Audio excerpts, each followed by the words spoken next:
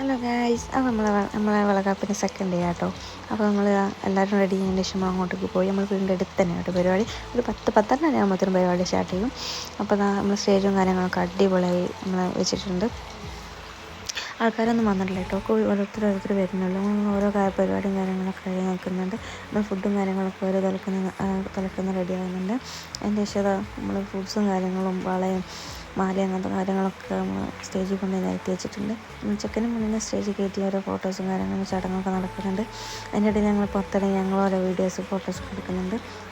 അത്യാവശ്യത്തിന് ആൾക്കാരൊക്കെ ഉണ്ടായിരുന്നു. ഓരോ അവിടെ നിന്ന് ആൾക്കാരും നമ്മളിവിടെയുള്ള ആൾക്കാരും ഒപ്പാടായിട്ട് ആൾക്കാരൊക്കെ ഉണ്ടായിരുന്നു.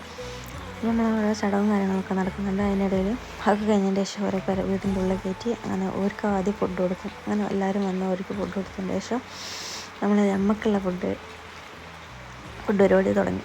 അപ്പം 9 തരം ഫുഡും കാര്യങ്ങളൊക്കെ ഉണ്ടായിരുന്നു കേട്ടോ. അങ്ങനെ അടിപൊളി ഫുഡ് ആയിരുന്നു. സോനുവിനൊക്കെ ഭയങ്കര ഇഷ്ടമായിട്ടോ. അങ്ങനെ ഞങ്ങൾ ഫുഡൊക്കെ കഴിച്ചതിന് കഴിഞ്ഞതിന് ശേഷം കുറച്ച് കഴിഞ്ഞാൽ ഞങ്ങൾ കൽപ്പറ്റയ്ക്ക് പോയി. ഞാനും കൂടി ആണ് പോയത്. ഞങ്ങൾ വെറുതെ പോയതാണ്.